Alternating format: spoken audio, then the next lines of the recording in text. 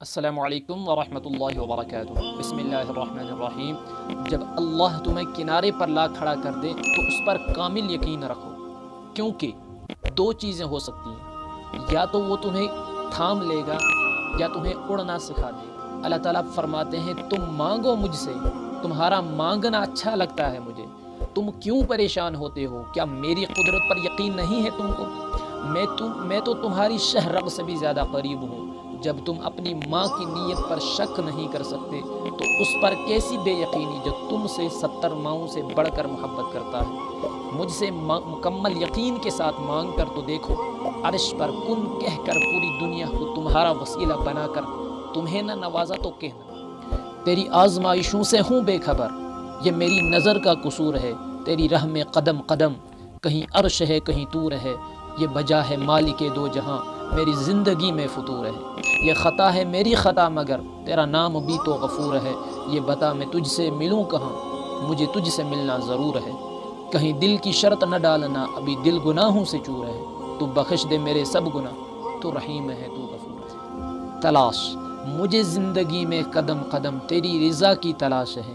تیرے عشق میں اے اللہ مجھے انتہا کی تلاش ہے۔ میں گناہوں میں ہوں ڈوبا ہوا، میں زمین پر ہوں گرا ہوا، جو مجھے گناہوں سے بری کرے مجھے اس دعا کی تلاش ہے۔ میں نے جو کیا وہ برا کیا، میں خود کو خود ہی تباہ کیا، جو تجھے پسند ہو اے اللہ مجھے اس ادا کی تلاش ہے۔ تیرے سامنے ہے ذرہ ذرہ، تیری ذات واقف حال ہے۔ میں برا سہی مجھے بخش دے، میرے دل کو سخت ملال ہے۔ میری نیند آنکھوں سے دور ہے، میرا ماضی اتنا خراب ہے۔ یہ کرم ہے رب دو جہاں تیرا، میرے ہر گناہ پہ نقاب ہے۔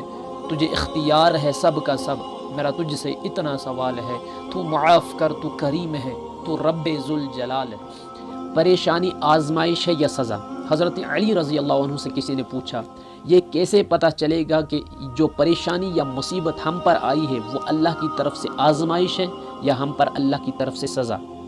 آپ نے جواب دیا، جو مصیبت تجھے اللہ کی طرف لے جائے وہ آزمائش ہے، اور جو مصیبت تجھے اللہ سے دور کر دے وہ سزا ہے۔ بغیر اجازت کے کسی کی کال ریکارڈ کرنا، موبائل کے غلط استعمال کی ایک قبیح ترین شکل جو اس وقت معاشرے میں ہے وہ یہ ہے کہ کسی کو فون کیا جائے اور اس کے بعد اس کی بات ریکارڈ کی جائے، اور ریکارڈ کرنے کے بعد اس بات کو پھیلایا جائے۔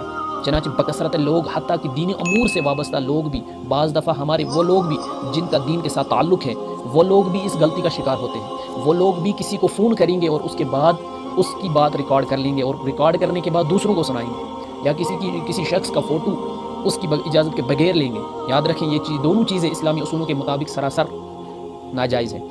جناب محمد رسول اللہ صلی اللہ علیہ وسلم کا فرمان ہے، المجالس بالامانہ، مجلس امانت ہے۔ یہ مجلس امانت ہونے کے معنی یہ ہے کہ مجلس میں جو گفتگو ہوتی ہے، ایک انسان جو بات کہتا ہے، یہ مخاطب کے لیے آپ کے پاس امانت ہے۔ مخاطب کو یہ بات دوسروں تک پہنچانے کی اجازت تب ہے جب یہ بولنے والے سے اجازت لے گا۔